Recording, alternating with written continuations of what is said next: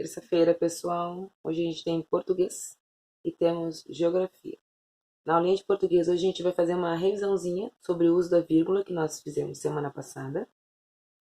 A gente viu que a vírgula pode ser usada em dois casos semana passada, como vocativo, para separar o vocativo e para separar umas sequências de palavras.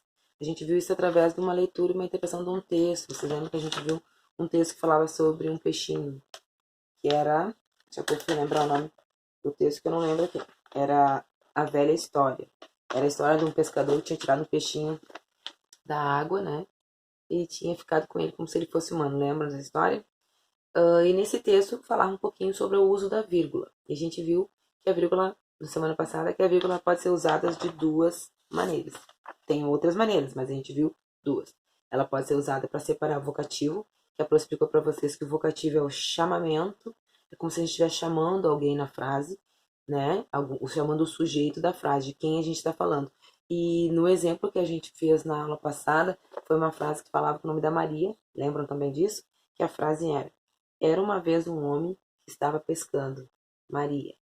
Né? A Pro explicou que o vocativo é como se estivesse chamando. Era uma vez o homem que estava pescando, ó Maria. Então, como se estivesse chamando, era para ele que ele estava contando. Então, o chamamento era ó a Maria, que estava ali depois da vírgula. E também expliquei semana passada na nossa aula que o vocativo, ele não precisa estar no final. Ele pode estar no começo, no meio e no fim da frase. Vamos dar um exemplo para vocês? Pedro, vírgula, vem aqui. A vírgula está lá no começo da frase. O chamamento é ó Pedro, vem aqui é o resto da frase. Então, esse Pedro está separado de toda a frase com a vírgula, pela vírgula. Então, essa vírgula, esse Pedro é o vocativo, é como se estivesse chamando ó Pedro, vem aqui. Um exemplo da mesma frase, só que agora com o vocativo, que a gente descobriu que é o Pedro, já expliquei para vocês que o vocativo ele é separado pela vírgula, no meio. Venha, vírgula, Pedro, vírgula, aqui.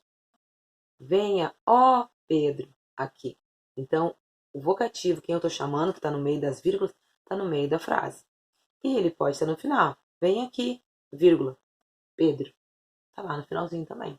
Então, a Pro explicou. A vírgula ela serve para separar o vocativo. Eu vou reforçar. O vocativo é o chamamento. É como se estivesse chamando o sujeito que está descrevendo na frase. Isso que a gente viu semana passada. A gente vai relembrar hoje também. E a questão da vírgula para separar uma sequência de palavras. E na semana passada foi nas características do peixinho. Lembra que a gente tinha que descrever várias características do peixinho? E aí a gente separou todas essas características, essa sequência de palavras com vírgula. Quando a gente escreve várias palavras, a gente não pode botar tudo amontoado. A gente usa a vírgula para separar a sequência de palavras. Por exemplo, podemos caracterizar o peixinho como inocente, vírgula, azulado, vírgula, melancólico, vírgula, silencioso, vírgula, e pequenino. Ponto.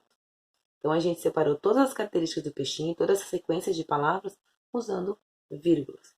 Outro exemplo, fui à feira e comprei banana, vírgula, mamão, vírgula, abacaxi e melancia. Todas as palavras, sequência de palavras todas, sempre usando a vírgula para separar. Não, a gente não escreve todas elas juntas. Porque a vírgula serve para dar uma pausa na leitura. Se a gente não dá essa pausa, a gente não consegue entender o que a gente está lendo. E muito menos a pessoa que está ouvindo a nossa leitura consegue entender. Quer ver um exemplo? Às vezes, diminutivo não significa exatamente o tamanho de um ser, e sim a afetividade, um carinho por parte de quem se refere a ele. Entendeu? Não, né? Nem a prof entendeu. Porque eu li tudo de qualquer jeito, correndo, e não parei para ler as vírgulas. Prof, mas eu tenho que parar e falar a palavra vírgula? Há muitos anos atrás, quando você ensinava a criança lá no comecinho, a criança começava a aprender a ler, ela lia a vírgula, sim, a palavrinha vírgula, para aprender a parar na hora de ler a vírgula. Porque com o tempo a gente não lia mais. A gente já parava automaticamente quando a nossa coordenação visomotora, a gente via a vírgula, a gente já parava. Tá? Então, claro que no começo vai ser mais difícil, a gente vai treinar muito. Isso a gente melhora o quê? Lendo. Então a gente tem que ler bastante para melhorar a nossa leitura e para melhorar a nossa escrita. Quer ver a prova ali agora? Lendo as vírgulas. Às vezes, o diminutivo não significa exatamente o tamanho de um ser, e sim uma afetividade, um carinho por parte de quem se refere a ele. Agora deu para entender, não deu? Porque na hora que tinha vírgula, eu parei. Porque a vírgula é uma pausa para dar sequência às outras coisas. Se eu não ler essa pausa, fica tudo atropelado e a gente não entende nada. Tá? Então a gente vai rever isso na aula de hoje e também vamos ver, conhecer um pouquinho sobre as normas culta e informal, ou a linguagem formal e a linguagem informal. O que são isso? É a maneira que a gente escreve e também que a gente fala. A gente fala de uma maneira formal muitas vezes e outras vezes de maneiras informais. Com pessoas com certo nível ou autoridades, a gente não vai falar de uma maneira informal, como se fosse como a gente fala com nossos amigos. Tá? Então, para vocês entenderem bem, a linguagem informal é a maneira que a gente fala com os nossos amigos. Vamos deixar assim, depois a gente vai trabalhar melhor isso. Mas para vocês entenderem melhor, como a gente trabalha com os nossos, como a gente fala com nossos amigos. Eu falo oi, olá, e aí, beleza? Mas, por exemplo, o prefeito, para o diretor, eu não, o diretor da escola, para o prefeito, tipo essa uma outra autoridade, para o juiz, a gente não vai chegar, e aí, cara, beleza, e aí, oi? Não. A gente vai se dirigir essa palavra não, essa pessoa, de uma maneira mais correta de falar o possível. Do mesmo jeito, na maneira de escrever. A linguagem, a linguagem formal, ela tem todas tudo certinho na hora que a gente escreve, na parte da gramática. A gente usa as pessoas certas, emprega as palavras certo, o uso das palavras tem que ser certo. Isso é formal, é uma coisa correta. Informal é como a gente fala com nossos amigos. Tá? A gente vai ver isso na apostila também. Tem orientações sobre isso, tem leitura sobre isso e tem atividades também que a gente vai trabalhar isso, vai comparar como é que seria se eu escrevesse da maneira formal para alguém ou se fosse da maneira informal. Tá? Então isso a gente vai trabalhar na aula de português. Então tem que prestar bastante atenção, tá? Na hora que a gente vai hoje conversar, que os assuntos são bem importantes para a gente poder, porque a gente tem que aprender a escrever melhor, né? Então, quando a gente escreve formal, quando a gente tem a linguagem formal, não só falando, a gente escreve melhor também.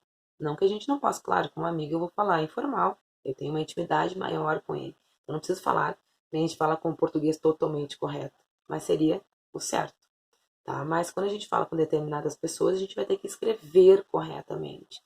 Não vou poder escrever exatamente como eu falo com um amigo. Então a gente vai ver linguagem formal, que é a maneira correta de escrever, usando totalmente as gramáticas corretas, e a linguagem informal. Isso em português. Em geografia hoje, a gente vai revisar a aula da semana passada, vocês lembram que faltou luz?